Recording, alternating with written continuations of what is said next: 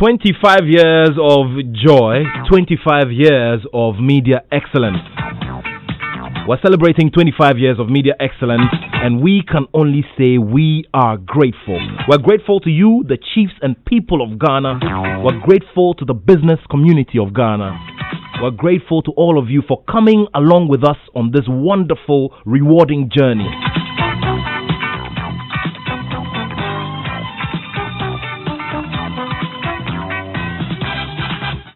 I'm glad to be in your company. And of course, thanks to my lead producer for today, Benedict Owusu, for holding the fort last weekend when I was not here.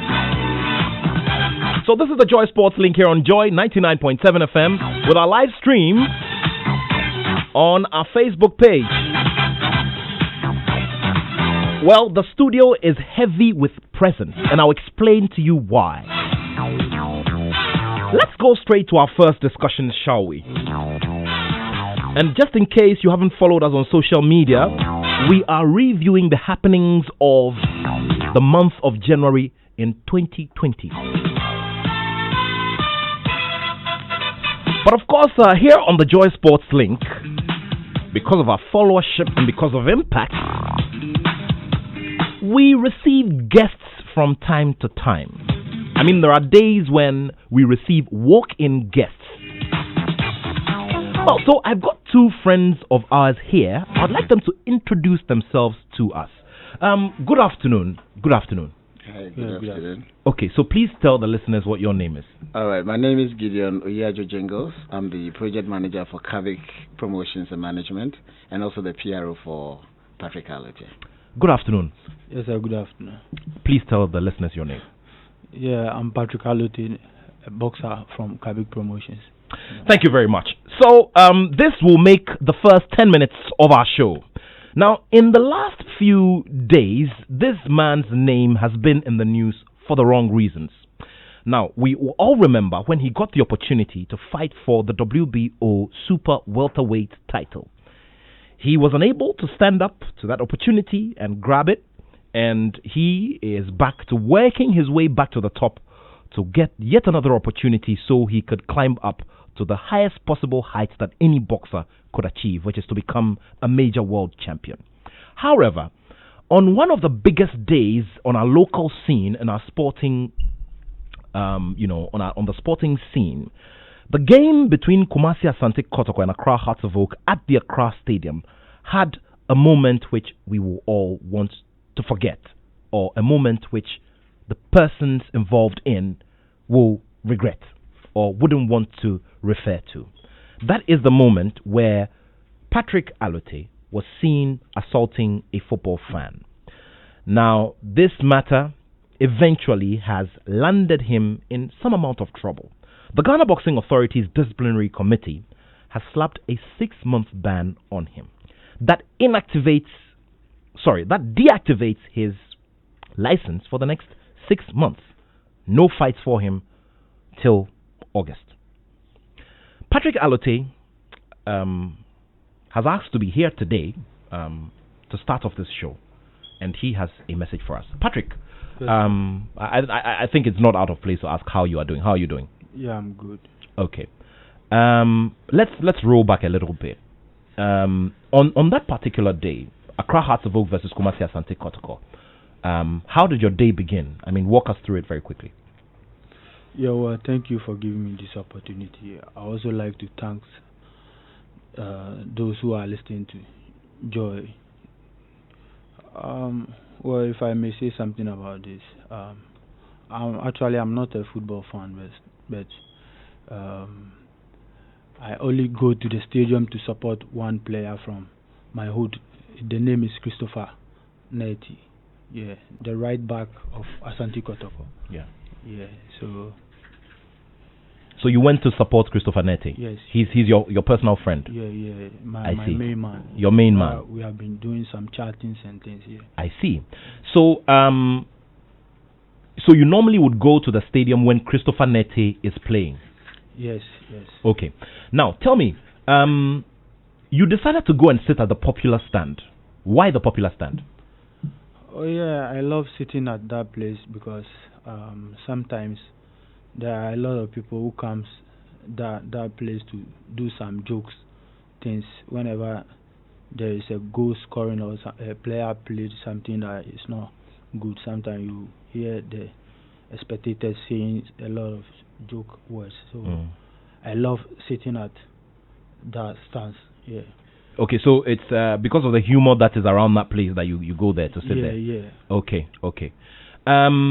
So once again, very, very briefly, we all saw the incident.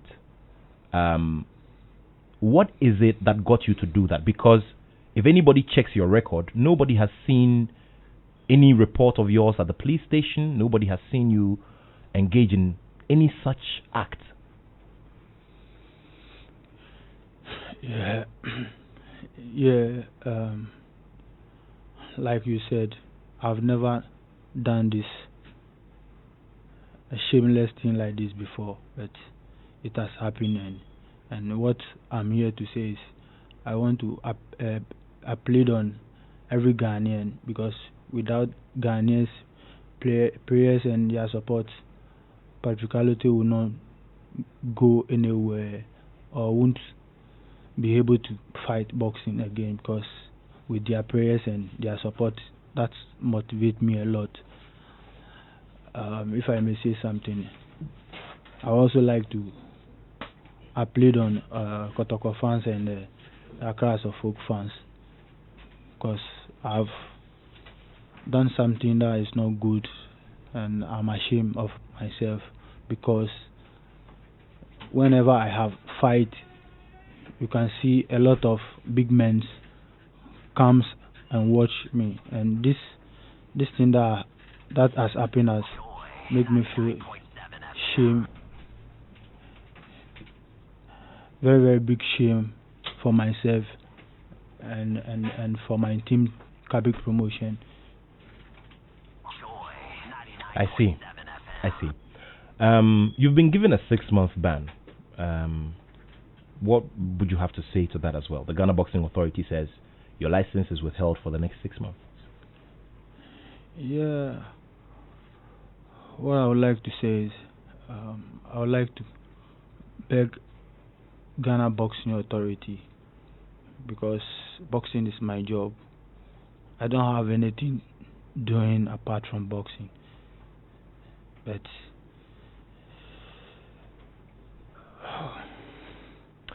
if you are just joining us, this is Patrick Allotey. Patrick Allotey was once a contender for the WBO Super Welterweight title. He lost out on the opportunity to win against Heme Munguia, and he got himself in some trouble. Trouble that sometimes comes to you when you haven't invited it. At the Accra Stadium in the Super Clash Part 1 between Hearts of Oak and Asante Kotoko, he's revealed here on the Joy Sports Link that he went to the stadium to support his buddy and his good friend Christopher Nete, and that's the reason why he goes to the stadium. He's apologized, and he's given a message as well to the Ghana Boxing Authority. Let me just quickly take the thoughts of the member of his management team. Jingles, good to see you. Yeah, you look good. See you too. Thank you. Well, not the best of times for you are the big man. Isn't it? Yeah. So what's the plan going forward? Let me once again say that our brother and boxer who has so much potential for Kabik has regretted his actions, and that really is the reason why we are all supporting him the way we are doing. He just said something very significant right now. Boxing is his job. In fact, we take it that for the next 6 months, our brother is jobless, and he will have to find a way to actually be relevant to himself, to the family, and to the rest of the nation. So we're here to support him, and what we would like to do going forward will be to appeal this decision. We're not appealing because we think it's right. We only appeal because we think that this can affect his career path.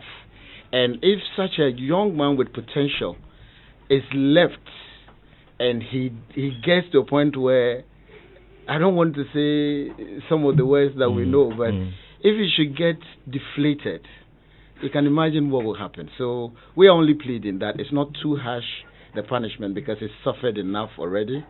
and perhaps we could help to bring down whatever suspension was laid out to him. Beyond the appeal, we are working very hard on getting him to come back to pick up the African title, so we can go at the World. You mean the WBO Africa title? Yes. Well. Once he moved up, it became vacant. And our duty here is to help him to pick it back, so that he can then go back and pick the world title that he's dreamed all his life. Our wish is that the GB and all stakeholders involved will actually support this young man and not destroy him. Thank you. Final words from you, Patrick, just before we wrap it up. Yeah, thank you. I would like to appeal on every Ghanaian for being ashamed of myself for the assault that I did. I did not do well. Yeah, because I know Ghanaians are behind me since my professional boxing career, but I have done something that they are not happy about it. Yeah, and I also know that I did not do well, but I did not go to the stadium to go and cause fight or go and fight with the supporters, but I only went there to support one player. Yeah, but this thing has happened, and I don't know what I'm doing. I can't even sleep, eat, do anything. Yeah, and so I would like to appeal on every Ghanaian and also my supporters, the big men that waste their time to come and support Patrick Allotey whenever I'm fighting. Yeah, if I can call some of their names, I think former president John Mahama, also mayor of Accra, Mohamed Oti-Adjei, also Oko Van Apoel, Nilante Van Apoel, a lot. I can't call all of their names. I want to tell them that I'm sorry for what I did, and to every Ghanaian, also to Kotoko and Kotoko fans and Accra of Folk fans, and also Kotoko team, the team, and also to Accra of Folk team, the supporters union, Accra of Folk and Kotoko, both of them. I'm begging and pleading on them. Thank you. Jingles, final 40 seconds. Yes, as much as possible. He has a family, and we would plead really that everybody would understand our young man that he's done wrong, and he has to be pardoned. Let's have the heart. Let's be our brother's keeper, and see that we'll be able to move forward. Let me also take this advantage to appeal to the Kotoko circles, to the House of Folk fans and the executives. We'll be making time to meet them. In fact, he's made time to meet the gentleman Michael Sian, and they've made some progress. Hopefully we'll be briefing the rest of the press when the time comes. Guys, thank you so much, and we wish you well. But in the main show, we have it's a bit of a struggle when I have to do these kinds of introductions. So maybe I should just keep it simple. I mean, a man with a minimum of 40 years of experience in this profession, and who's adequately traveled to different places in the world, and is shining a great light of positivity when it comes to the job that we do. And he currently serves as the president of the Sports Writers Association of Ghana. He's ably supported here by two fine gentlemen who have a lot of weight in sports journalism in Ghana. They have local and international experience, and they're of great relevance when it comes to the space that we're talking about now. I'm talking about Yao Ampofo and Michael Oti-Adjei. Gentlemen, thank you so much for your time. And just before we get into the discussion, and we'll do a quick message from our sponsors. The writer, Kwabna Yeboah, has a message for Patrick Allotey. No, I mean, I was really touched listening to Patrick Allotey. I've been following this story for some time now. And I find it such an unnecessarily uncanny mixture of paradox and irony that Patrick Allotey went to the stadium that day to go and support his brother and friend from Asante Kotoko, and was Panther and Asante Kotoko fan that got him into trouble. I mean, the gentleman has shown sufficient remorse. He's shown so much humility as I listen to him. It's obvious. I do not think that I will punish to destroy. And I think the Ghana Boxing Authority did the right thing by sending the right signal that they will not countenance and tolerate indiscipline on the part of professional boxers. So punishment was okay, but to suspend him for 6 months, even before coming here, I thought was a bit on the high side. I thought the public uproar probably could have influenced that heavy punishment because Patrick is a public figure and Kotoko has that day, I mean, they carry the weight of our football in this nation. So that particular incident received a lot of reviews. So it could have, in a way, determined the weight of the punishment. But I personally think that you do not punish to destroy. This is one of our finest boxers. Yes, we need to send the right signals out there that will not countenance indiscipline. But 6 months, I think that having shown this level of remorse and humility, and apologize to the gentleman in question, and apologize to football fans, particularly Kotoko and Haas followers, for what he did. And he has not suggested for a minute that he did the right thing. We can all lose it sometimes. I mean, anger can make you do very silly things sometimes. So I thought on that day he lost it.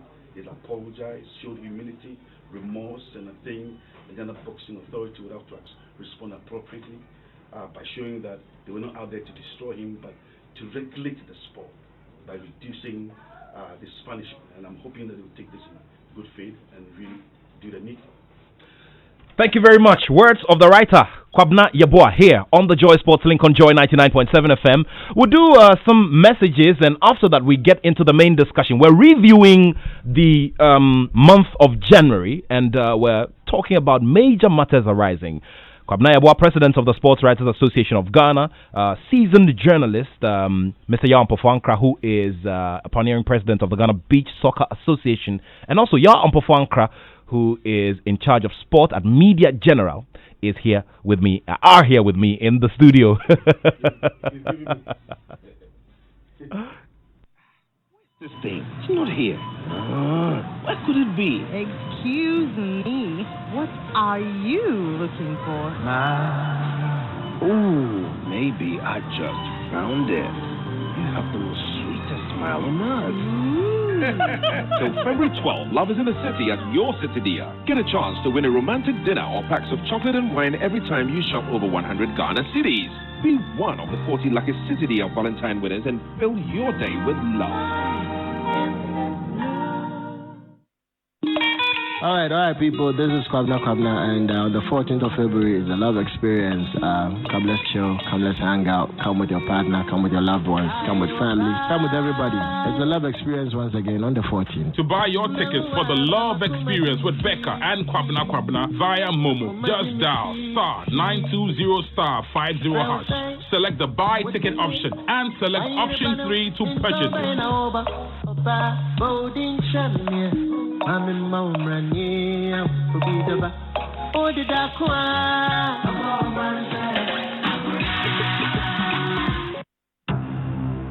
Celebrating 25 years of impactful broadcasting. Joy 99.7 FM.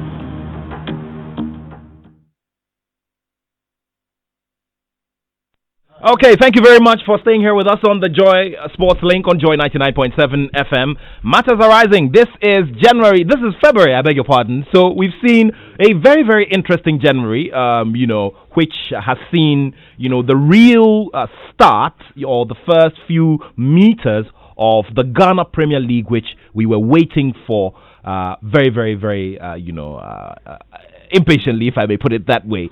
So we're here to do an editor's discussion about all of these developments that have happened. Away from the Ghana Premier League, I mean, we've had stories within the big story. I mean, the big game, Hearts of Oak hosting Asante Kotoko and the Super Clash Part 1. I mean, the stories around it, the revenue generated, the opportunities we have discovered, and what we can do going forward. The issues of refereeing, the complaints that have come from, some of the coaches, some of the fans.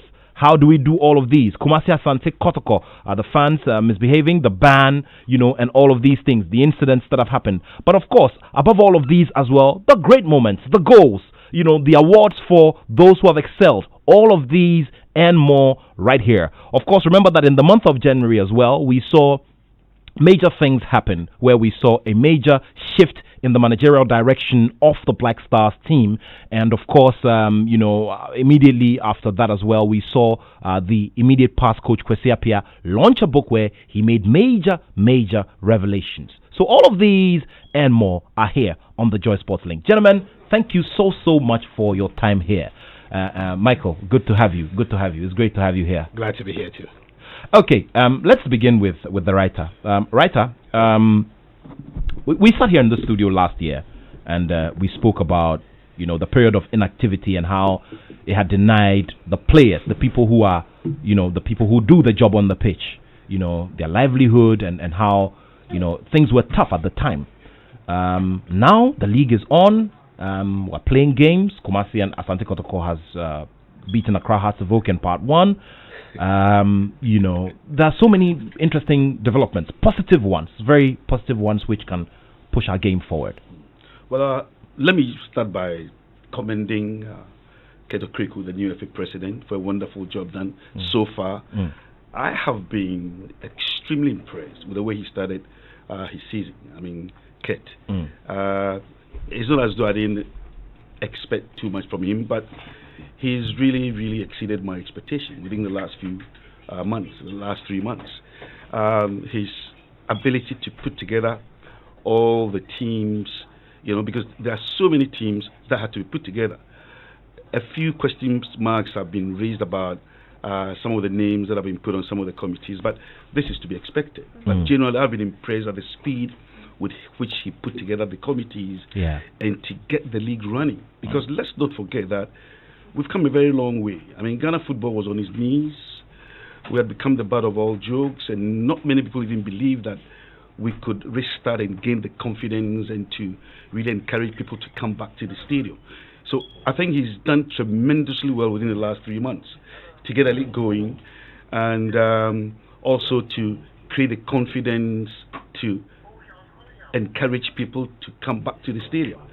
It's amazing. I mean, if you watch some of the games, of Asante Kotoko until they got banned, if you watch the Kotoko Hearts game in Accra, and don't forget, I know that Kotoko and Hearts games naturally attract people to the stadium stands, but on that particular occasion, there was a very deliberate and conscious effort on the part of the FA president to really hype up the game to get people to the stadium. And the media.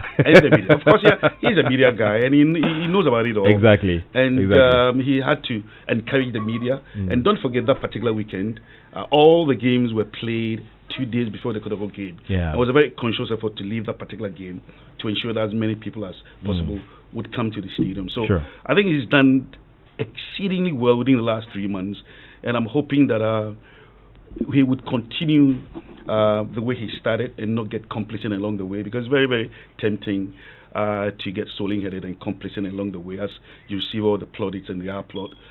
So I am very, very impressed. The league itself, I think I'm a fan of local football.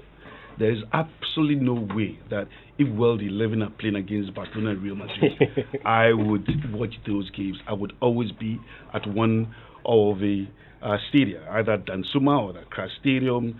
Tomorrow, God willing, I want to go to Dawood to go and watch that game there. And it's brilliant. I have been quite impressed with the standard I've observed from a number of the teams. Personally, the team that has impressed me the most this season has been Ashanti Gold. In terms of the quality of the materials, in terms of the techniques, the structure of the team, they have impressed me a great deal. Beyond that, I expected so much from Asante Kotoko, but I must say that they've disappointed me. Off-season, they were great. I thought they did some decent recruitment, but I do not think that they've translated the off-season into this season. So, Hearts of Oak started very poorly, but I think they're beginning to pick up, and it's important for the fans to be patient with the side. They've come a very long way. They recruited quite a number of players from Division 1, Division 2, and tried to groom them. But I think what has to be understood is that for established teams like Kotoko Hearts, these are not sides you want to take, eternity to groom players. They want to play with established players. So they've come a very long way. I think they would do well. Inter allies, Legon Cities, have impressed a number of young players who play with a lot of energy and enthusiasm. I think they're beginning to pick up. I've watched them against Asante Kotoko. They started very, very strongly, but burnt out as the game progressed. So in the last 20 minutes, they just faded off and conceded goals within that period. They're beginning to pick up.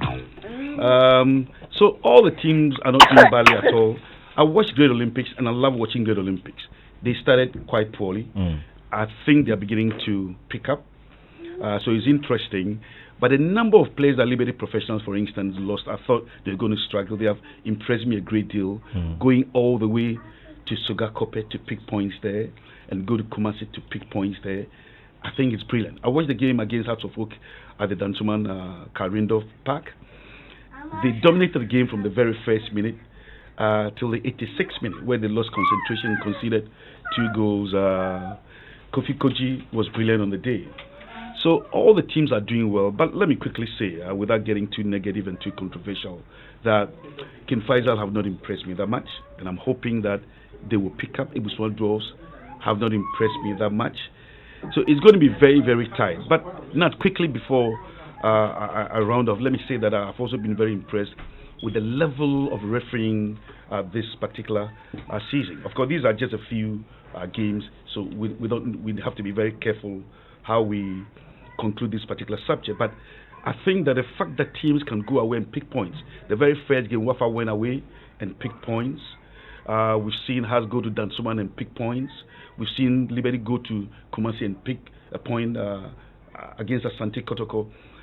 And if you watch most of the games, there have been just 1 or 2 errors you can call sincere errors, because all over the world, we were the Premier League, we were the La Liga, we were the Bundesliga. Of course, referees are human beings and do make mistakes. Even the almighty VR, sometimes we have our own views about the interpretation of the VR. And sometimes we think that, no, VR on this occasion got it wrong. So, yes, our referees have on a few occasions gotten some of the decisions wrong, but generally, I think they've been very, very fair. They've been very professional. And I'm very, very impressed so far with the level of officiating. And it's also a result of the speed with which officialdom, tackle wrong decisions.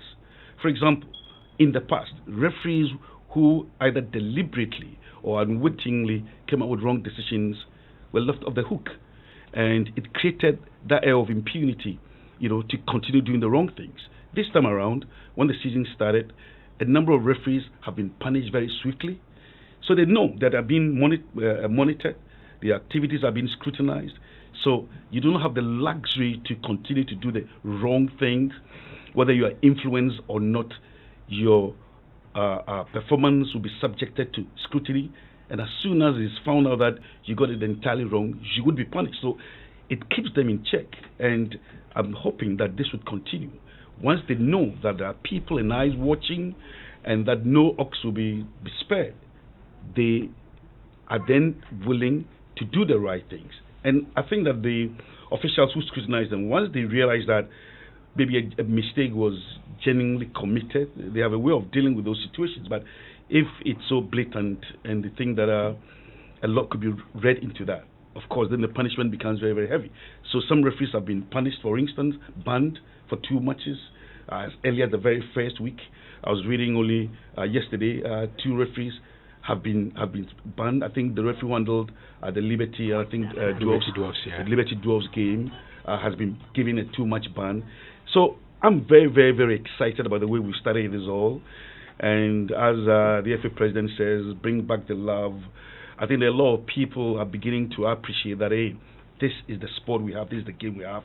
And once we continue to do the right things and make the stadia safe, a lot more people would come to the stadium. I mean, the fact that Almighty Asante will be handed a 5-match ban for the misconduct of their fans should tell you that the FA are in no mood to take prisoners.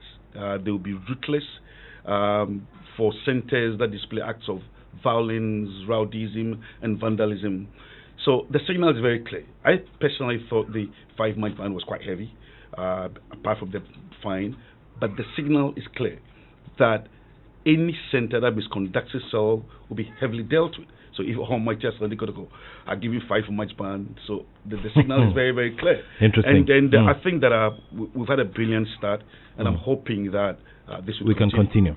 Well, the president of the Sports Writers Association of Ghana, Kwabena Yeboah, and his thoughts on the Ghana Premier League and how things have kicked off. Let's go to you, Yao Ampofo. Yao, I want you to tackle the bit of, the appeal, the aesthetic appeal of the league, where clubs are taking personal initiative. I mean, you can immediately mention a club like Legon Cities, who are adopting different strategies to ensure that they get numbers to the stadium and they attract people. Yeah, you're right. And I think Editor has touched on most of the key points. So I'll just, Legon Cities, absolutely. I think Dreams FC, to be fair, also started before the. And this was even last season. That's Dreams right. FC, yeah. Dreams FC started, and it's no coincidence that the current president of the FA is Keto Kweku, and you could see some of his fingerprints on his campaign, which I think really helped him in the end. I mean, people went to vote, of course, but in terms of the branding, the marketing, the packaging of Ket Okreku during the campaign season, you could see a lot of Dreams FC packaging around that. He's a marketer, and he's brought that onto the FA platform. Yes, there's an execo, they have a team, a marketing team, the different strategies will be put in place. But I think Legon Cities have now taken it to the next level. Legon Cities purchased, what's the name? Wa All Stars. Repackaged, changed the name. And if you talk about visibility in terms of social media, the engagement with the media, the branding, forget about the bus revelation they put out there, engaging fans, especially the younger fans. I think Legon Cities are doing extremely well. They may not be getting the results. They've only won 2 matches this season so far. But they are doing the right thing. Next round, maybe, we'll see them doing, getting the results that they deserve. But off the pitch, they're doing exceptionally well. They need to match that with what they're doing with the branding, the packaging, mobilizing support base, the media engagement. Fresh players, they've decided to go a different way by bringing in fresh players rather than going to poach big names. They could have done that. They could have gone, raided other clubs and taken some of their big players. They've decided to use relatively unknown players. Some would say it's a gamble, but I think gradually they're beginning to warm up, get more experience at this early stage, and the results will gradually begin to show for them. So you're indeed right pointing out Legon Cities. The other clubs cannot be left out. I think all of them are realizing that we need to catch up. Even though we've got the brand, we've got the name, Asante Kotoko, Accra Hearts of Oak, we can't just sit back and allow these new boys to run the show. And Hearts have also done extremely well. If you look at the way the jersey mania, the phobia, people who don't support Hearts of Oak, strangely enough, send me messages, how do I get the Hearts of Oak jersey? Yeah. And I'm like, okay. I made a few inquiries, and surprisingly, within 24 hours, you can get access to that jersey. A lot of people walking around with Hearts of Oak jerseys are not hardcore Hearts fans, but the way they've made it look, the buzz, and mostly it's been modeled by nice, cute ladies. You understand? Yeah, which of course, Michael, editor, myself, if you're going to shop, and the lady is branding what you're looking for, I think it's easier for you to. No, but on the lighter note, I think Hearts of Oak are also doing extremely well. Internal issues just before the season started. I mean, that's their decision to get rid of Kim Grant. But I think so far, and again, before Michael comes in, editor said something about the way Kotoko were given that ban. Not just that, but the swiftness of delivering that execute. I mean, it was just like that, without fear. And I think that's a really strong message. Kotoko made a few noises here and there, but they took it. They realized, look, we were wrong, let's accept. And that also sends a message to other clubs that if Almighty Asante Kotoko will be dealt with in such a swift manner.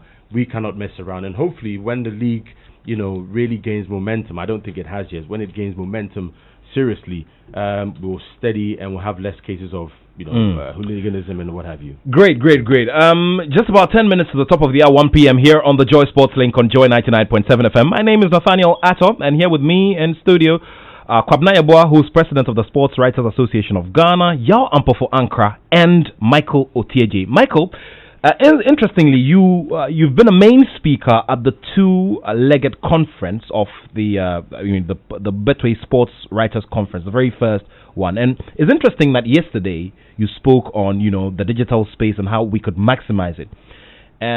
Opening that up, tell me what you make of what we've done as a collective.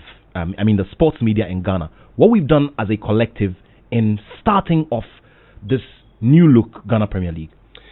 I think, first of all, as far as the digital space is concerned, the Ghana Premier League provides good content. I did mention at Alisa to the sports journalist that if you have a system where every other league is so prominent on TV, the Premier League, Bundesliga, and the rest, so the Ghana Premier League needed a space of its own to thrive. It needed to connect to young audiences, and the digital space is the biggest platform for young audiences. So there are people who have come up with completely different ones, independent of media houses.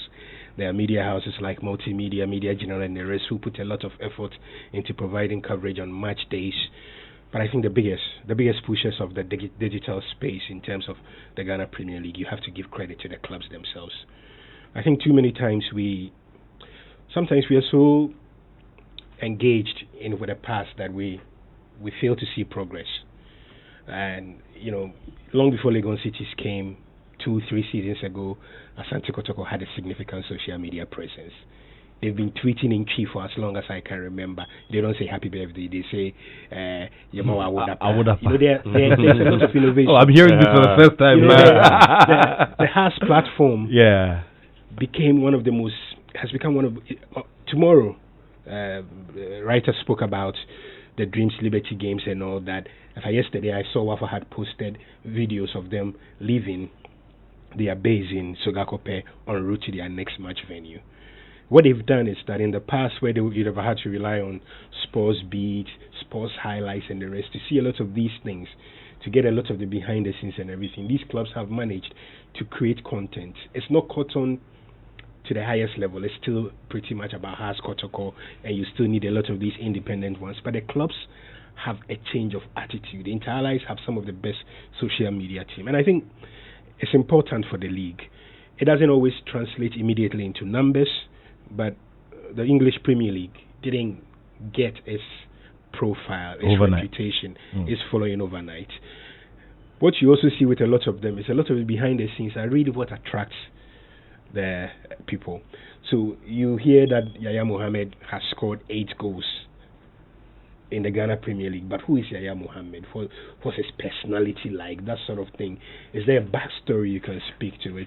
Can you do other stories beyond what's happening on the pitch? The match day experience. We followed Legon Cities the other day when they picked up fans from Medina, took them to Dewu, fed them everything for a flat rate. It doesn't matter whether they buzzed the fans or not, but they were making an effort. And so it's important to continuously follow that. I think that space will provide a good bridge for the Ghana Premier League. I like the TV element of it as well. I think that it's inevitable, and the Ghana Football Association will have to figure out a way to make those live games accessible on free-to-air platforms that's got significant following. In TV, and talk about free-to-air, Joy News is now free to air. My thinking is that, and this is a conversation I have with Writer a lot, when you're trying to generate money from TV right deals, you have two things. The clubs want money, but the same clubs are the ones who complain about a lack of access to a lot of fans, which means the club must lower the bar a bit. They must also understand that whilst nothing against StarTimes, great platform, their coverage has been excellent and everything, that it will be to the benefit of the clubs even more that the games are available to a wider audience. So StarTimes can stick to their Has and Kotoko will not give to anybody. It makes a lot of business sense. Of course. But increasingly, there has to be more collaboration. GTV has to be involved because it's got such a wide reach. Already, StarTimes does a brilliant job. At least we get highlights from StarTimes every week. We are at liberty to use it for whatever we want to use it. So there's a great deal of collaboration. But we must take it one step further. We must do something that forces the product to become a mainstream television product. And that's always, in major leagues, the one barrier that you have to cross to become an acceptable product. Here on the Joy Sports Link on Joy 99.7 FM, we're reviewing the month of January, all the things that he has brought us, and we've started off on the platform of the Ghana Premier League, all the big stories that we've told so far. And so you can also join the conversation. Remember, it's 0244-340-437. 0244-340-437. And of course, there's an authority in commentary, television, radio commentary, seated right across from me. He's the president of the Sports Writers Association of Ghana. And of course, everybody, I mean, you know how the goosebumps get on your skin when you hear the whole Lua chant. Well, there are a lot of messages coming in, especially on the first part of the show, which was Patrick Allotey's visit to the studio here today. Now, it says, good afternoon, Joy. The punishment on the boxer was harsh. We are virtually killing the young man's career. He has regretted his actions, so let him apologize and compensate the victim. People in officialdom commit worse crimes and nothing is done to them. Yet, look at the sledgehammer they have dropped on the young talent. This is from Kwesi. Kwesi, thank you very much for that message. Thank you very much for that message, Kwesi. Let's go back. Let's do a few more of the messages on boxing. I realize that there are loads also coming in over there. So we'll be doing some more. Remember, you can join the conversations, get on our live stream as well, and let's have this conversation. Now, there's this other one that says, good afternoon, Nat. I can feel the boxer has regretted what he did. We boxing lovers plead on the behalf of Patrick Allotey for the authority which meted out the suspension to reconsider their stance and reduce the suspension to maybe 2 or 3 months. I believe he has suffered enough already. This is from Dunyami Eben in Bachona. Eben, thank you very much for that message. Remember, you could keep them coming in at 0244-340-437.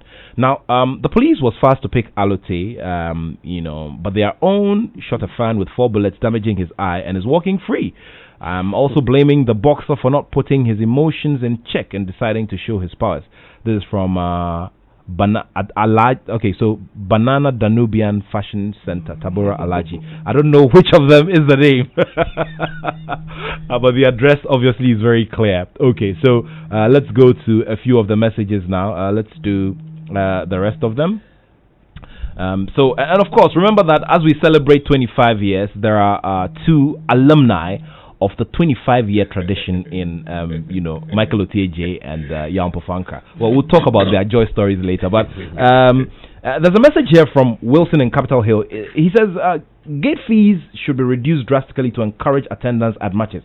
At Accra Sports Stadium, there are some stands which hardly get filled.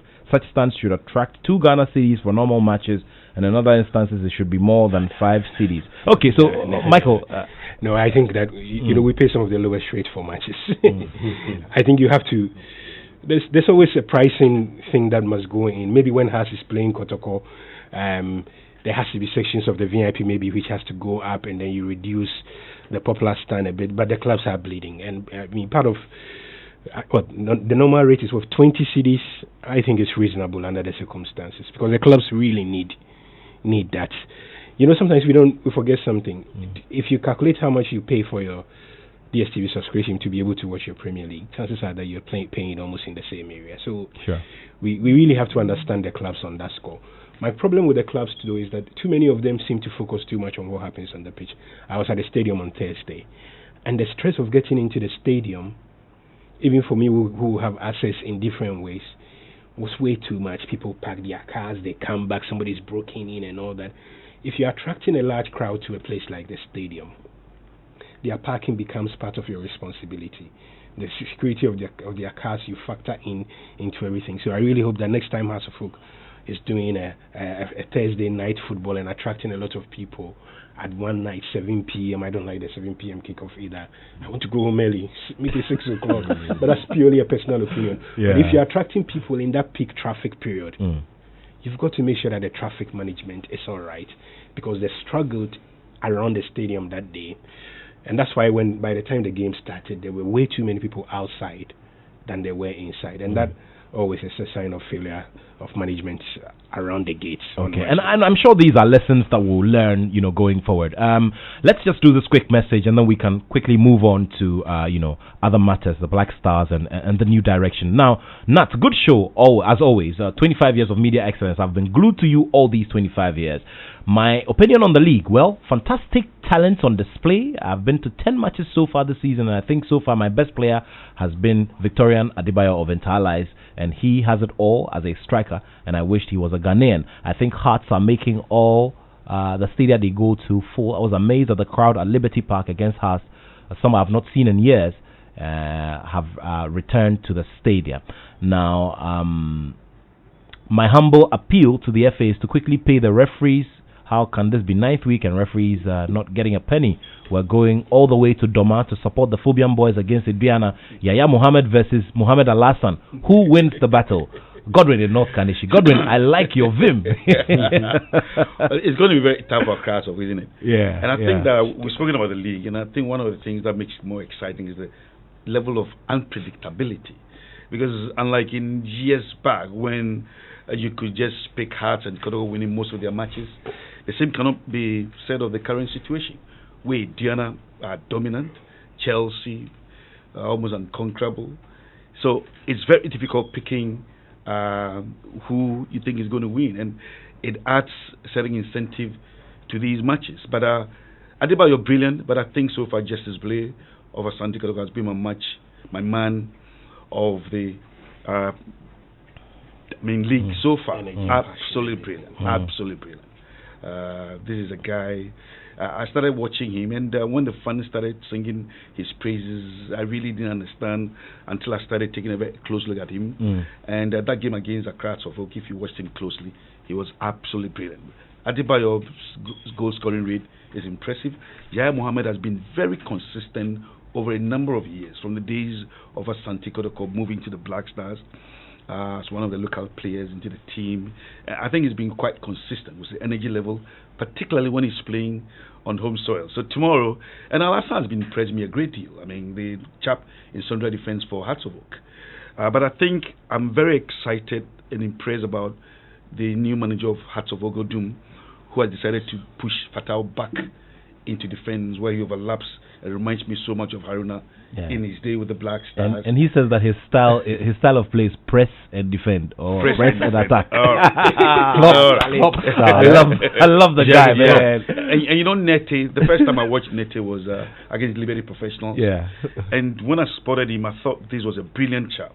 So I wasn't surprised at all that at the end of the match he was voted the most valuable player.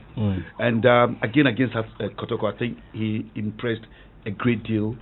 So great talent out there, and we have quite a number of talents in this league, and I'm hoping that over a period, at least the national manager can look in that direction and see who qualifies into the senior national team.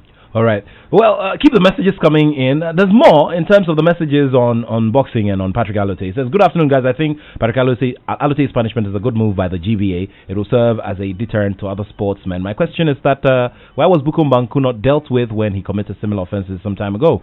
This is from Sir Prempe in Legon. Okay, well, that's a very big question. We've asked that question as well.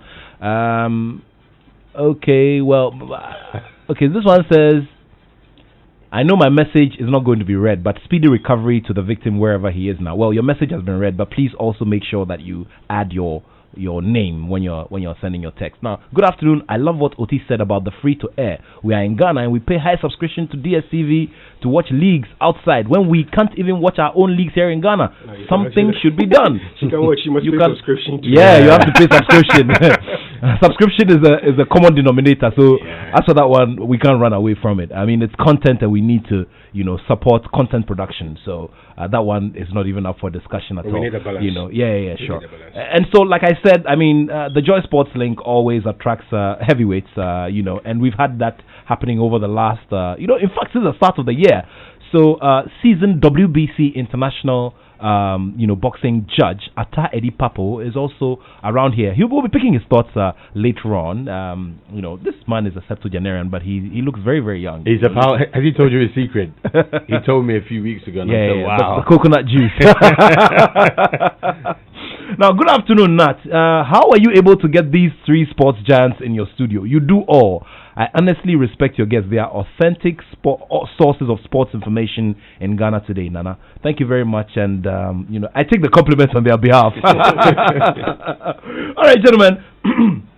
Great stuff about the Ghana Premier League. I'm very excited, and I just I'm just throwing back to match day 6 when I was getting loads of phone calls from non-football people saying, listen, how can I get tickets to the game? But the other thing that we also need to work on, and this goes to the clubs, is the advanced ticket system, the advanced ticketing system. You see, there are so many interventions that can be made. There's the use of technology. I mean, nowadays we use our phones to do virtually everything. Online, right? Why can't we get people to get creative? But you see, that's the other thing where. So I think sometimes we place again too much responsibility on the clubs. Remember, there is a means by which those gate proceeds are shared, which means that the interest in what happens is enormous. Okay. You have to fulfill the tax obligation. Exactly. There is a significant portion that goes to the National Sports Authority. Exactly. So they own the stadium, and this is not a system where clubs has a fool could go and say, I am renting the stadium for 8 hours. This is 20,000 cedis. The payment is built into how much you make at the gates, which means you can't always have this. But technology must be used. I can understand the fears of the club. Sometimes it's very difficult. If you spend, already there are people who are complaining about the prices of tickets. So if you spend 15 cedis printing a high-end value match ticket with every security feature built in, and you've done that, and unless Haas is playing against Asante Kotoko when you get a full stadium or Ashanti Gold, imagine Great Olympics versus Karela at the stadium, and there are 500 people in the stadium, and they've spent that portion of amount of money. 100 of them are and 100 of them are likely to be Olympic stars as well. Very, very loud mouth. Might have got into so the thing with the security feature tickets is it's a really difficult thing, but the clubs need to find a way. They need to find a way to make tickets easily more accessible, especially for days like the Haas Kotoko Day, because it was for all the hype he received, that aspect of it was just not good enough. That particular Kotoko Hearts game, there were more fans outside the stadium than those in the stadium. And interestingly, there were a number of empty seats, which means that we didn't manage the entry very, very well. So I think that these are areas that we have to look at. It was interesting seeing the Deputy Minister of Youth and Sports, Perry Kujetu, struggling to get into the stadium, and quite a number of high-profile personalities locked outside the gate. At least the Education Minister got in there with his Kotoko shirt. That was nice. Napo, it was good to see. I mean, Kwabena is absolutely right. Apart from the responsibility of the clubs, you have to say that, look, it's a team effort. The FA, its partners, the sponsors, not just the sponsors of the league, but individual sponsors of the clubs, they must also chip in to ensure that if the brand is good, it's good for Kotoko, it's good for Hearts, it's good for the GFA, it's good for the media. So we need to really put our heads together and say that, look, this is our brand. It's not the GFA's sole responsibility. Yes, of course it is, but we also have to play our role. Multimedia does a great job of doing things outside of the domain, taking initiatives to make sure that people listen, people watch, it's engaging. I watched that little clip you did with what's the name? The chap who's been supporting Hearts for 50 years. The one put together by Gary. Excellent. And 50 years. I was watching. The person I was watching with was not a football person, but you could see the delight and oh wow, 50 years, that's great. This is something different. These are innovations that we may take for granted, but somebody out there is saying, I'd like to go into the stadium and see this guy. If really he does sit there every match, he does. And watch. He does. You know, he does. You know, and to even refer to Patrick Allotey, who was speaking to us, a few moments earlier about sitting in the popular stand. I mean, look, the feeling. Look, trust me, it is priceless. Yeah. I mean, the kinds of comments that people pass. I mean, that you'd end up thinking you have people with PhDs in football filling that stand. The comments that are made about mistakes that players make, the goals. I mean, some of the questions that even people pop. Yeah. I mean, I remember a friend of mine who he's pretty well built. He's a banker, and years ago he went to the stadium, and back then, just before the renovation. So he gets in there, and there's a half block. I mean, cement, a block, on one portion. And apparently it's for a regular there at the popular stand. Don't go there. So this greenhorn walks in and is sitting on the block. And they're like, hey, my friend, what are you doing here? Then immediately he's like, listen, how old are you? 1975, Accra Hearts of Oak versus Great Olympics. Who scored the second goal? Yeah. But you see, is anybody gonna... After the media engagement, you have to win in the revenue, the gate proceeds, and that you have to pay players. If you're not transferring players in a season, how do you get money to sustain what you're doing? So if it's not sponsorship, you have big brands sponsoring. If it's not through transfers, then it's the gate proceeds. And these are areas where clubs have been challenged, especially in the last few seasons, where we've had issues with our football. But hopefully there will be an injection of support, if not direct cash. Let's find means to help these clubs to generate more interest. Let's all make sure that this brand works. Yeah, Atadi Papo, thank you so much for your time. It's good to see you, and you are an embodiment of boxing. But I'm sure you've also followed what has happened, especially Match Day 6. Hearts of Oak, Asante Kotoko here, and the buzz around it. Yes. Yes, I did. I've actually met Patrick Allotey just on his way home right now. Okay. There's a lot of remorse on his face. Yeah. I mean, I spoke about 5-10 minutes with him before coming over here. Yeah. I'm not advocating. I'm not suggesting that what he did was right. All what I'm saying is the punishment, meted out to him is a bit too harsh. Okay. I mean, there's a whole lot of people out here in this country who believe boxers should not throw hands or boxers should not fight outside. That is not true. That is not the issue. The issue is boxers are human, just like you and me, and they have the right to defend themselves anytime they are attacked.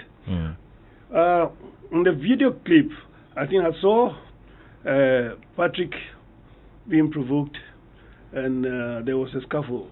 And after the scuffle, something happened.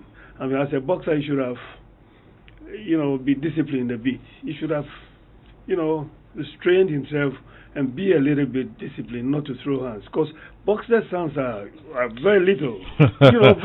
Mike Tyson's punch right is 50 kilograms. Michael, 50 kilograms. That's Gassam cement bag on your face.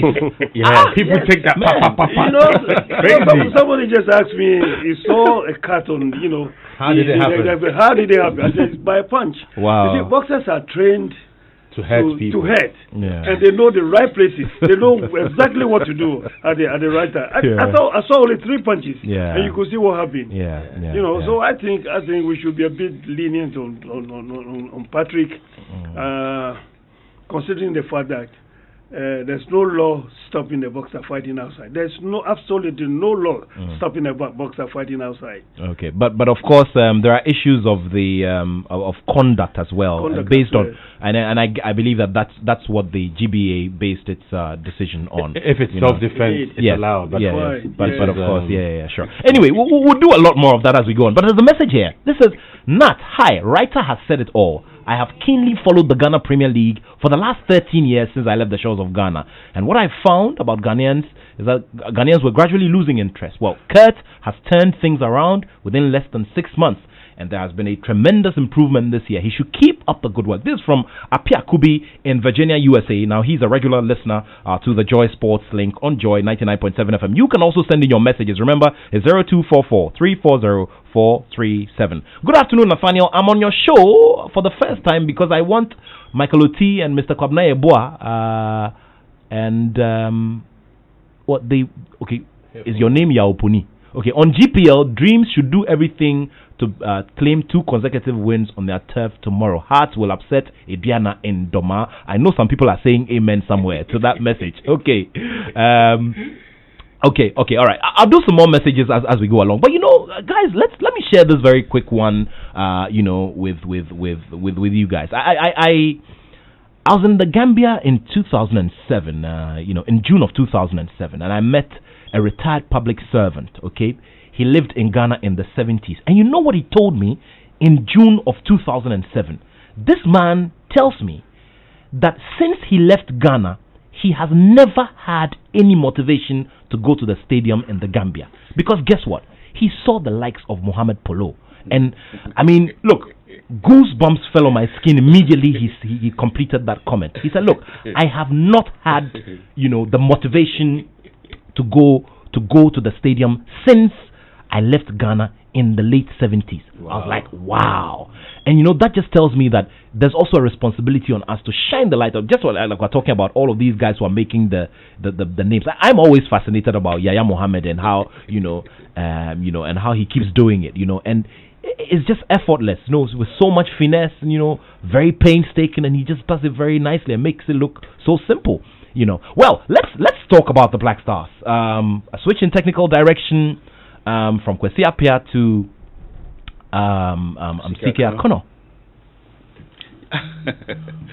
Well, the decision's been taken. I don't think we can cry over spilled milk. Whether Kwesi Appiah should have stayed or not is a whole conversation. I don't think that is what we want to do right now.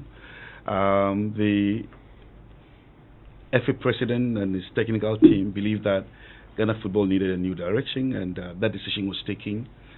I'm very, very excited about the fact that at least the mantle is falling on one of our own, who is CK Akono. Yeah. Interestingly, a few months ago,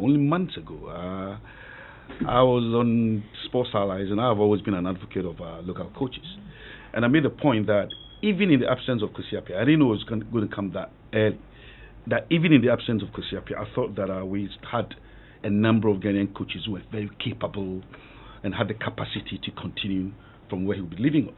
And I mentioned CK Akono, but honestly speaking, I didn't know it was going to come. It was going to be this early. We have a number of materials who I believe can handle the national team. Ibrahim Tanko is one of those.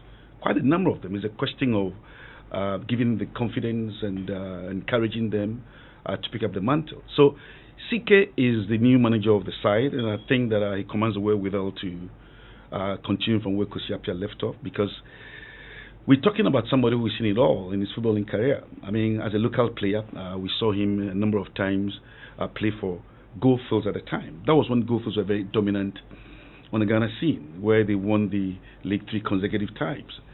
With the likes of Yawa Champon, who's now manager of Elmina Sharks. Such a brilliant team at the time. Yeah. The other day I did a little quiz in our department with the young guys.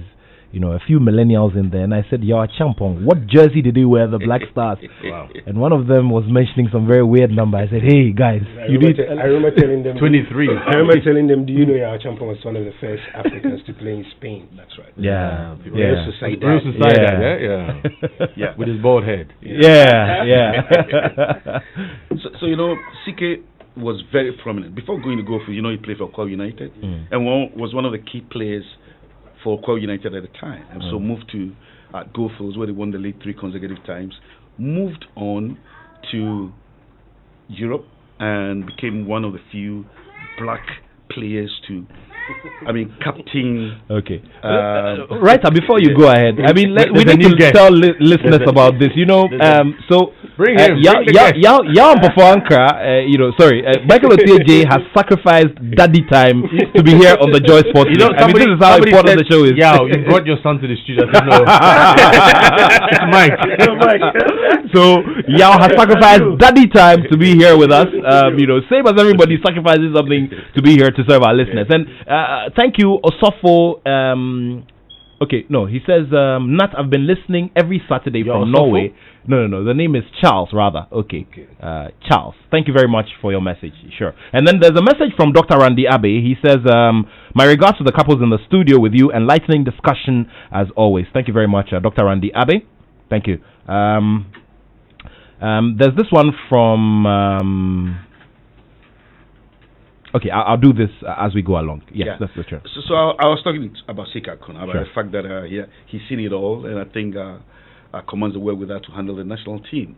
For someone who was one of the few in those days to captain Wolfsburg at the time, so he has that weight. As a manager, he's had the privilege of coaching, I think, from Levin-Wise to Hearts of Oak to Asante Kotoko. And although Kotoko didn't do too well in the Africa Cup, I do not think that anybody can hold him responsible for that. I've always made the point that coaches don't play football, footballers play football. It's controversial, but we can discuss that. If you do not have the right material, I don't see how a manager can really conjure magic and give you the results. Sure. It's a question of having quality materials. And I've always made the point that the team that Sika could not pick in Kumasi, for instance, yes, you could beat teams from Sierra Leone, from Liberia, struggle a bit against Zambia. As soon as you move up there to North Africa, you're going to struggle because you simply do not have the quality to match, those materials. So you cannot hold him responsible for what happened in Kumasi. And I'm very, very happy that at least we've had the courage to settle on him as the new manager of the side. What we need to do is to continue to give him that confidence. And once the footballers know that this is their manager who has the backing of the authorities and has a contract, an enduring contract, there is no way they're not going to respect the manager of the side. So and it's also very interesting to note, he's already started work and he's there in Europe, paying visits to some of these players. Fortunately for him, Kusiapia saw something good in him and picked him as his assistant. So at least for the qualifiers for Africa, he was in the saddle with Kusiapia. They've handled 2 matches against South Africa and against Sao Tome and Principe. And all of these resulted in wins as well. I think it's very important. And Kusiapia spoke very, very highly of him. Yeah, I remember very well. In an interview that I had with him ahead of the book launch. That's right. Yes.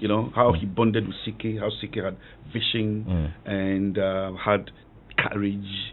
So I am very, very happy that at least we have one of our own at the helm of affairs. I pray that the authorities will give him the confidence, the fans will give him the confidence, and especially the media. Bile is hypercritical of decisions that he takes, because sometimes I find it quite interesting the extent to which media guys go to try and suggest that they are better off or they have better knowledge than the manager who is in it all. I don't know how many media men have coached. I think sometimes there is a lack of middle ground. Absolutely. Which is the balance is important. Yeah. That's right. So I just hope that we would appreciate that this is one of our own and he's been given a job. He's going to continue from where Kusiapia left off. Already the team has been put together. I'm not sure that he's going to make wholesale changes. There'll be 1 or 2 additions, I believe. The players already know him. They've worked with him before over 2 games. So they will definitely give him the support that he needs. And I personally wish him the best, and I think he will do well. Well, you also tell us how well you think he will do. Let's do some messages. Charles Benoni-Okain says, I've been listening to Patrick and I think he has done well and the wise thing by genuinely showing remorse for what he did. It was unfortunate, but I trust the apologies must be accepted by all. I plead on his behalf to the boxing authority to temper justice with mercy and caution him to be of good behavior. Okay, so GBA, Lawyer Peter Zwenis and the team, well, this one is from Charles Benoni-Okain of the Graphic Communications Group. He says he's pleading on his behalf. Okay, there's a message from Mr. Okay, so this is from Richard Ducky. Richard Ducky says, Nat, you have assembled a fantastic panel this afternoon. This is the true definition of creme de la creme. Well done. I'm glued to my set. Okay, thank you very much for continuing to do the listening. Okay, one of the products of the tradition that, writer Kwabena Ebo has been overseeing. Adolfo in the US says, Nat, great discussion today. I'm enjoying every bit of the. We have to see Adolfo's internet. Adolfo, great. If I can add to what Writer said, one very important thing is that James Kwesi has blessed CK Akono. It's very important, especially coming from where we are, where fans will be, the Black Stars coach has been cursed, the captain's ban has been. It's very, very important. So at least in that respect, he knows that the person before him. Not only that, he could call Kwesi Appiah and say, "Look, I'm having these problems. How do I go about? How did you deal with it?" Even though he's his own man now, it's also important that his constituency, the other coaches, support him. And I'm hoping he's met them to, spell out his plans. They may have an input, very important. And then his playing buddies that have also retired, some are still playing. We've seen, and people don't want to talk about it, but it's there. We've seen some comments that have not been complimentary. I would wish that those people would reach out directly to CK Akono, or he likewise, and find out what the problem is, rather than we reading that in the media. Whether it's true or not, it could help. It could help him or derail him in the long run.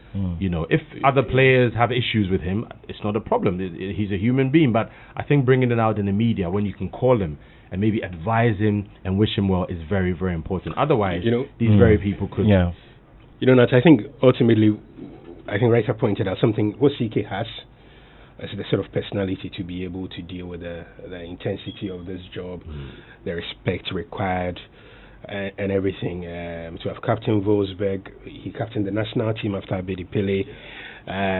So generally, I think everywhere he's played, he's been a figure of authority, which goes to speak to a certain level of leadership.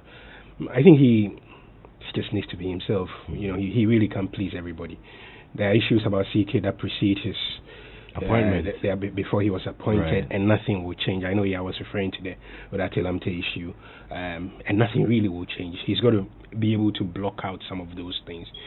He's also got to, and Kwabena knows this very well, he has to be very careful in terms of how he decides then that all of a sudden that I'm going to be bringing everybody on board, because all of a sudden then everybody gets entitled. He has to be his own man. All CK needs is to be himself, but also to have his closest, strongest confidants who back him all the way.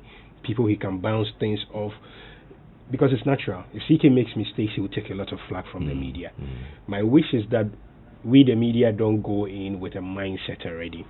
And that's why I like the gesture by Kwesi Appiah, the kind words, the encouragement, everything from him, so that people who are strong backers of Kwesi Appiah don't get into this mentality that a CK failure will vindicate the former boss. Because otherwise, then you sort of judge CK. Every decision he makes, it becomes a constant comparison. What you really need in that moment is something that gets the country going and gets it going. I don't know. So like I really wish him well. Because I have always said that if the Black Stars does well, it has immense benefits for our job. It will not be an easy task. Let's not kid ourselves. It will be an incredibly difficult job, and I hope that he will do. The expectation is huge. Of course, and qualifies for the next FIFA World Cup. We saw the draw. Loads of reactions going along the lines of, oh, this is going to be easy. And, of course, we're going to be discussing a few other things, from beach soccer to what's emerged in the last few days as well, where the presidency has pledged $100,000 support for a non-football sport in rugby. Well, the Rugby Ghana Football Union had its president re-elected for another term, and he's also been made the board chair of the board. The board chair of the union, and loads of progress being made. A very big inroads made on the African continent last year in competition on the competitive level in both male and the female divisions, and it's surely a very impressive one that Herbert has done. We need to give him the plaudits. Yeah, he seems very committed to rugby, and everywhere that's what's propelled, whether it's sports, teams, the commitment of individuals. So I really hope that others will take note. It's important that when individuals take that sort of mantle, that they get the necessary state backing, which means the Ministry of Youth and Sports must be prompt with their support. It's brilliant that the government is offering to support them. Those meetings by the president of those lesser known federations are important as well, in reminding people that this system is not just about what we do on the football field. And I've already had a message from a friend of mine who was complaining that we are having a conversation here and we are talking about football and boxing and we'll not mention swimming. I say, exactly, I was going to come to that. I was going to come to that. Yeah, I was going to come to that. Yeah. So the Olympic size swimming pool has been opened. All these things, and you don't need all these to necessarily win international tournaments. You need them to keep a population active, constantly engaged in all those things. And so maybe if we begin to take our minds off, we took the swimming people here and they didn't win anything, or the tennis guys didn't win anything. But tennis has become, by a wide stretch, one of the most intense activities in Ghana here that people use to stay fit. That's right. So why can't we as a country encourage a few more courts and decentralized? Right, how many years have you been playing tennis? He has a game today, but I think he skipped that to be here. I know the days when he just and then I followed him, and then I had the racket on the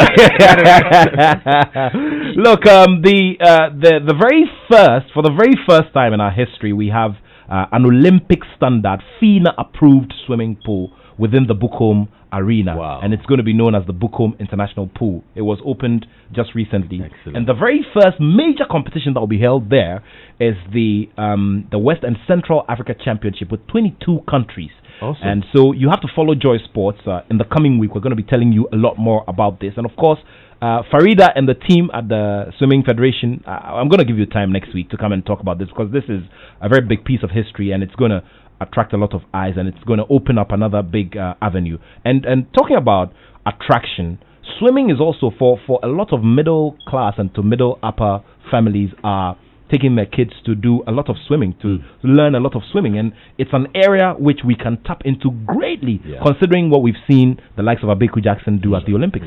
You know, Nara, I think it's brilliant passing this information to us, and it comes back to the provision of infrastructure. I mean, sporting infrastructure across the country. There is absolutely no way we can make strides without the right infrastructure, and that is why I commend Honorable Minister for Youth and Sports, Honorable Kwame Asiama, a great deal for his focus on providing at least decent playing fields across the length and breadth of this country. I mean, you talk about swimming, that a facility, for instance, if it's replicated in, say, every region, what it means is that you're going to produce a number of swimmers for national competition, and it improves the quality of swimming for international competitions. You talk about tennis, and over the decades, almost all our national players have come from Osu. With the exception maybe of Francophonie, and Francophonie. Kaneshi, he's a Kaneshi product. Close by. Yeah, because there was a and of course, Oti-Adjei also came from Kaneshi, right? Yeah, absolutely, because there was a facility there. Exactly. There was a tennis court there. Right. Exactly. And don't forget that Frank's father was the public relations officer of the National Sports Council at the time, so he had access to the stadium at Osu. So every day he was there, you know. So taking that cue, I just realized. I mean, the Atisus and everybody coming from Osu. I just reflected over the whole thing and thought that if these courts were replicated across Accra and across the country, for example, you have one at Dansuman, one at Medina, and across all these suburbs. So the famous example of Winneba as well. That's Winneba. You know what would mean is that at the end of the season, when you talk about organizing a national competition, you're talking about excellent materials from across the length and breadth of this country. Which improves the quality. Because it's not by accident that a country like South Africa have produced, tennis players who are in the first 20. Kevin Anderson recently was in the first 10, and they have Harrison, who is in the first 20. Because if you go to South Africa, for instance, I mean, tennis courts are all over the place. For fun. I mean, so the provision of infrastructure is very, very important. The one that even pains me is where, you know, you go, you see them doing cricket practice on these lush green pitches, and I'm like, oh my goodness, yeah. Oh. And Premier League, you know, when you even go over there, you have floodlights in the evenings for all these tennis players. But quickly, talking about Herbert and the strides rugby are making, I do not think that should come as a surprise for those who know Herbert closely, because basically he's a rugby person. Back in the day when he was in school in the UK, you know, he was a rugby player, you know. And you remember the days when he organized this Max Brito show in Ghana. Max Brito, I remember very well. Yes, yeah. It was a rugby event, but it was the former president of the Ghana General Association, Kabra Blami here, who later became the National Media Commission boss, who introduced me to him. And I told him that if he was going to organize only rugby at Accra Sports Stadium, there was no way a number of people were going to come to the stadium. So if he could allow me to introduce a footballing angle, it would be important. So, and then he told me, he said, I don't know much about football. I said, so give that one to me to organize while you concentrate on the rugby. So we did a Max Brito show, and it was absolutely incredible. You know, so he's a rugby person in and out. And so after the reign of my dear Auntie Gifty Anna Myers, Herbert took over, and he's carried off from where Anna Myers left off. And I think it's been brilliant, where in Africa for the first time, Ghana Rugby has been inducted into the African competition where we can participate in that, and rated also within the world rankings. So it's good news to hear that at least the nation is beginning to also lend support to a sport like rugby, because oftentimes just the winning bonuses of the Black Stars alone can take care of most of these disciplines in this country. That is not what we've been doing. So we seem to focus too much attention on only football, and even with the football, just the Black Stars. Nobody's suggesting for a moment that don't concentrate on the Black Stars, but you don't do that at the detriment of all the other disciplines. Just before coming here, you know, yesterday, for instance, about 3 days ago, I met the chairman of the Ghana Meta Boxing Federation. They were meant to travel to go and participate in the Olympic qualifiers, and money to go out there was even problematic. You cannot do that and expect that these boxers will do well. They're struggling to even participate in the qualifiers. How do you expect them to go to the Olympics? Because we put all our eggs in one basket. It cannot be right. I think it's time that the government focuses on the so-called less funded discipline, because there are loads and loads of talents out there. You know, and I think that it's good to know that rugby at least is been giving this level of support, and I'm praying that all the other disciplines will receive similar support. Keep the messages coming in, and just before Michael gives us his final comments, I told you that he sacrificed daddy time to be here with us. So there is another one from Mr. Richard Anane of CBG. He says, a nice show. Keep it up. Say hi to all of my buddies in the studio. Bravo. Okay, thank you very much, Mr. Richard Anane. Thanks so much for your message. Michael. Okay, so basically I'm just taking leave, but I just to say to you, good luck with beach soccer. To say good luck to Kwesi Appiah. CK Akono. Hopefully the league would get better and better, and hopefully officiating would improve.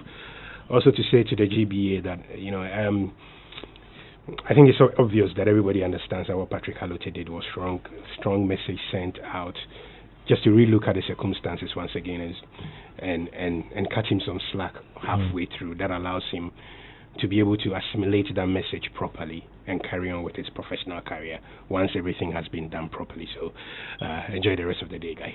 Enjoy the rest of the day, Yao. Thank you so much. And we should meet up for Chinese later in the week. Okay, so there's a message here.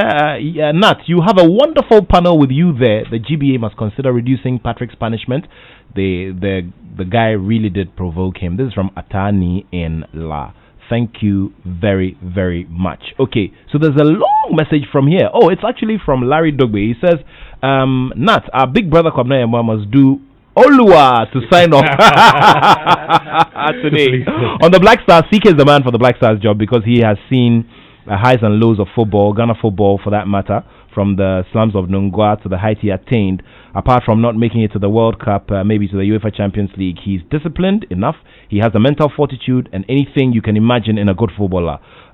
He scored those long drive goals, and that matter endeared him. And for that matter, they endeared him to Ghanaians, including the revenge-driven one against the dreaded Pierre-Alain Guamen of Ivory Coast. Oh, Alain Guamen, that troublesome goalkeeper. And he captained every division of Ghana's football teams aside under 17, and he is the man. I have confidence in him. Larry Dogbe, thank you so much for that message there. Okay. Oh, and of course, Ghana Exim Bank. Okay, so Richard made a switch to Ghana Exim Bank. Rich, Charlie, but you're still the man. Obrigado. Okay, so we'll be doing some more. Oti-Adjei, I'd like to take your words on the future for, before we switch and do, beach soccer. Patrick, he says that he's very focused on getting back his number one contender position so that he can go and fight again for the world title. Well, I think he's hit the right on the head, and I think Patrick, as we have now, I think he's the only boxer we have up there. I mean, we lost all our contenders, champions, and to slap a ban of 6 months, I think it's a bit too much.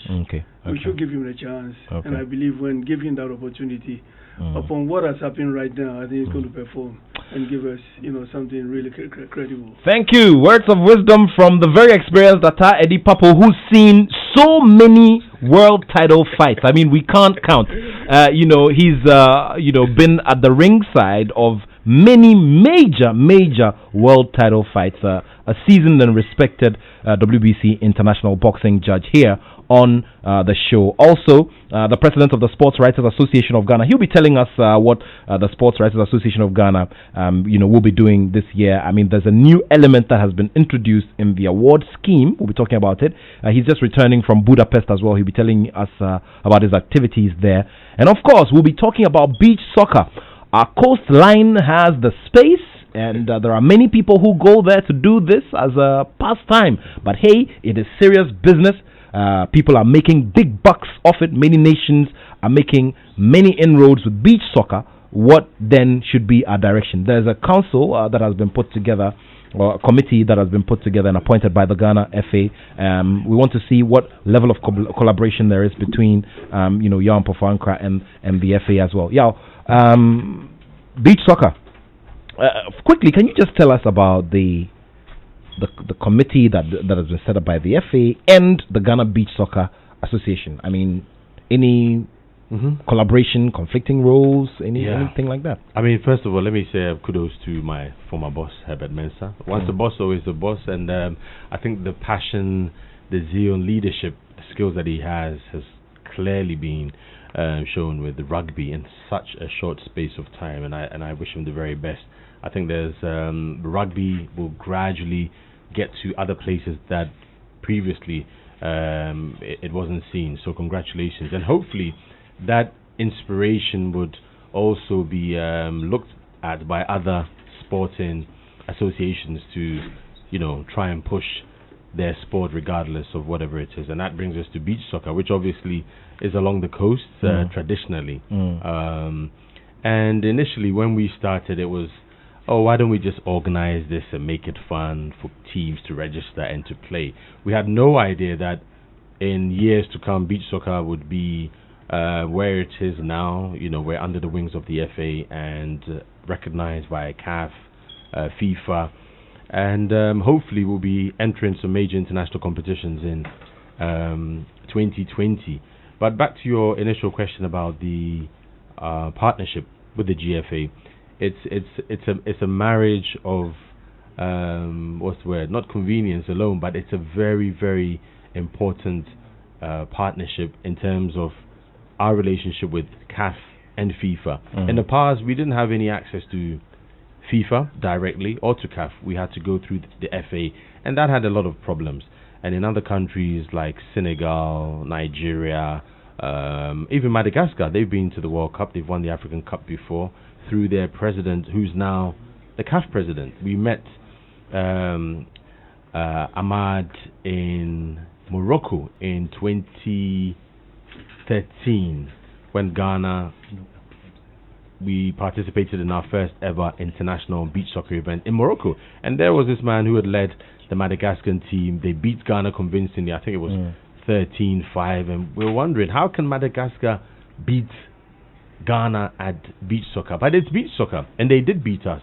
But his words were that Ghana is a big footballing nation, but you need to take your time and package your beach soccer well. And I'm sure in some years, Ghana beach soccer would be big. And that was, some years before he became CAF president. So his personal zeal and determination to push that sport in his country really helped them to qualify to the World Cup. In Ghana, unfortunately, at the time, we didn't have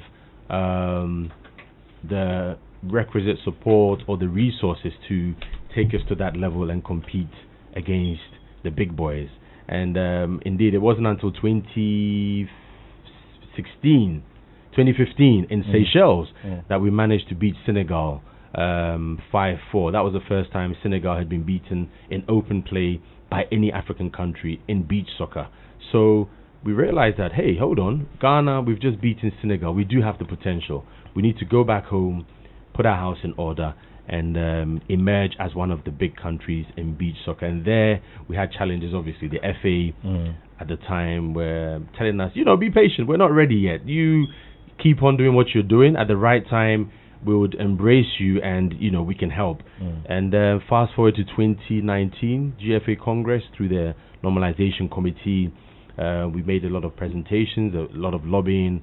Thankfully, Congress agreed, accepted beach soccer, and here we are. There's a GFA Beach Soccer Committee and a management committee. So hopefully this evolution would bear fruits with Ghana going out there to rub shoulders and also compete well and beat the big boys like Senegal, Nigeria, Egypt, and Ivory Coast in beach soccer. Well, so let's quickly take a look at the next phase of development of beach soccer.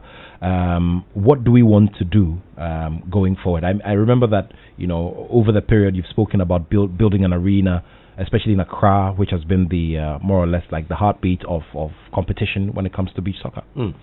I mean, Writer said something about the infrastructure, which is critical. And Bukom hosting an international swimming competition is fantastic.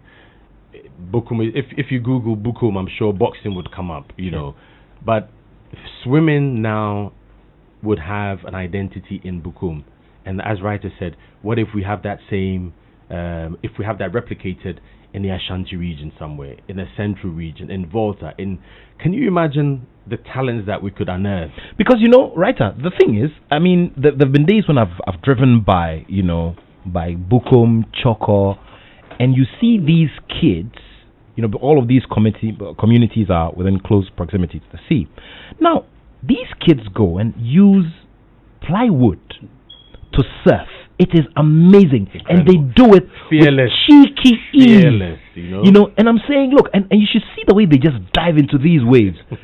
So you get all of these kids together, put them under a proper training regime with proper monitoring, good nutrition, and all of that. We're gone. I'm telling you. And to think that some of the highest achieving Olympians in our history are swimmers.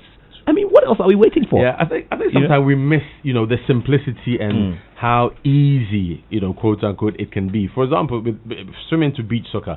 With beach soccer, you don't need any protective gear apart from maybe anklets, and even that one is not compulsory. You can choose not to wear it.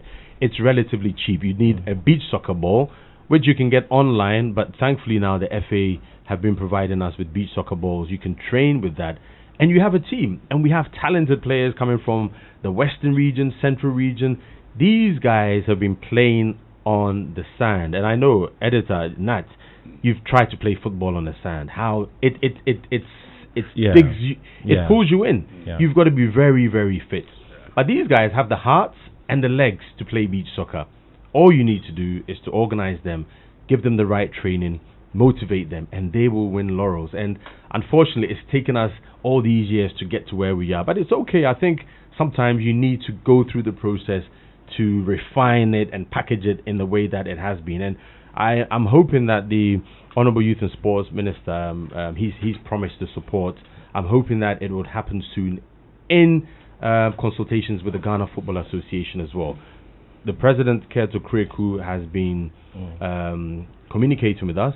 I must say that initially there were some challenges, but we sat together, we've discussed all the issues, and I think right now we're on the same page. In the next few days, hopefully they would announce the national team, the constitution of the national team, the coach and the technical people, and hopefully that would also put us in good stead to prepare for Africa and the World Cup qualifiers. I think 2020 is going to be a good year for not just beach soccer, but all the other sports, with swimming as well, rugby. The other associations are watching and seeing that, hold on a minute, maybe it's not too late, maybe we've not been neglected. Even if we have, perhaps this is the time that we will get, what we deserve. And I'm hoping that after rugby, other sports, cycling and the rest would also get that kind of support. It's very, very important, because we can win laurels and bring them to Ghana. Yeah, and of course, I was just thinking about favorite pastimes. This week, there's a picture trending on social media of what we refer to as kanzo, which is burnt rice. I mean, that's the bottom, and that's like a delicacy here, depending on how you cook the rice. Now kanzo is, is selling in malls at $7.5 USD. And they call it roasted rice. Scorched rice. Wow. Yes, right. Scorched rice. So talk about that. I'd like to commend very greatly our colleague and brother, Charles Osei-Sibe. Charles Osei-Sibe has turned one thing which we consider as a hobby and a favorite pastime in arm wrestling here in Ghana into a sport. It's actually an organized competition. It is organized across the continent, and there are organized bodies that oversee the operations, and they are pushing very hard to get it to the Olympics. I'm really looking forward to it, and to think that now people can do arm wrestling as a sport and win laurels, win prizes. It's just an amazing time, an amazing time. Anyway, writer, Swag has been up to a lot, in recent times, in pushing to develop the lot of sports journalism in the country, and also, also ensure that we're making that big voice heard about what should be done for the sector to make sure that the sector is vibrant. First of all, a new element has been introduced within the awards. Yes. I guess you're talking about the Sports Writer of the Year. Yeah. I'm sure the way your face lights up. Exactly. Exactly. We inherited the awards ceremony from our predecessors. It's been running for the last 44 years. Longest running award ceremony in this country, from the days of Joe Latte through. Greetings to Joe Latte, gradually pushing towards 90. That's right. To Ohinba Chaz, Joe Agri, Bukwansa, Aka Anthony. So every single year, sportsmen and women who have distinguished themselves look up to the Swag Awards. And I always say that the likes of Zuma Nelson, who won it 7 times as a sports personality of the year, the likes of Tony Wabedi-Pele, Margaret Simpson, and you can go on and on. So every single year, sportsmen look up to the the Swag Awards. But questions had started coming in why we cannot recognize one of our own, and I thought it was something that was worth considering. So we decided that for the first time we're going to honor the Swag Sports Journalist of the Year. So, journalists are expected to submit their work to a team to scrutinize and consider. So on the night, I'm eagerly looking forward to that particular award, where one of our own would receive the needed recognition. Interesting. I'm very, very excited about that. Well, before you go ahead, okay, so you tried to place in the calls. Unfortunately, so sorry we were unable to do calls, but let's get it in. Let's see if we can get a few people to do it before we hit the top of the hour. 0302-216-541, 0302-216-541. And Ahoma Clothing, Kofi Boachi, CEO of Ahuma Clothing. Thank you so much. Now, Kofi Boachi says, Nat, one free kaftan for yourself and all your panelists. Thank you very much, the CEO of Ahuma Clothing, Kofi Boachi. Interesting things are happening on the Joy Sports Link in recent times. Anyway, Writer, please go ahead. Yeah. So, I think over the last few years, we've tried to organize a number of seminars to improve the capacity of sports journalism in this country. Sports journalism in this era, I think, is quite dynamic, quite vibrant, and I'm very excited about sports journalism at this time.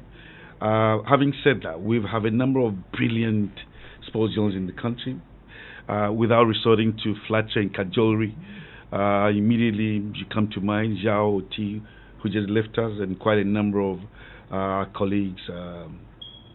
But having said that, I think there are one or two bad nuts, and then some who really need training. And there's a reason I've said that during my tenure, I think what should define my tenure would not be the awards tonight, but the number of seminars that we organize for our colleagues to enhance their capacity. So we've had a few seminars at our meetings. The likes of Kweku Sechadu and some judges have come to lecture us ethics of the profession. And Kweku Sechadu always talks about how, when the career started and they wanted to get weight in the industry, he needed to speak to the big men in quotes. That's right. The go-to person was Kwabena Yeboah. That's right. What? Link up. Writer, you're a legend. Thanks for the flash. So we're excited that our Betway, for instance, approached us to organize the seminars for our colleagues. We've done one in Kumasi, one in Accra. I was there yesterday. Right. It was amazing. So we're hoping to continue. And again, we're beginning to try and roping all practicing sports journals under one umbrella, which is SWAG. So we've been to the Volta region to organize a group. We've been to Kumasi to organize a group there. Recently, we returned from Sunyani to organize a Bono. We're hoping to go to the Eastern region. And the clubs in that region are doing well. Absolutely. So we're hoping to bring all journals under one umbrella to ensure that we give the right training, and so that there will be that level of peer pressure, and to ensure that I have to pay my dues on Monday. We have to go and pay our dues on Monday. Very much so, yes. Right, so just 1 second. Let's speak to this caller. Hello, good afternoon. Hello, good afternoon. Thank you for joining us on the Joy Sports Link. Yeah, this is Bell calling from Beachley. Please go ahead, sir. Yeah, I thank you all for a wonderful program today. I love the way you people have been going about it. I'm going to make this general concern about the way our sports producers and sports journalism, the way when they come to air, they shout. In fact, you are number one. All the discussions we can hear.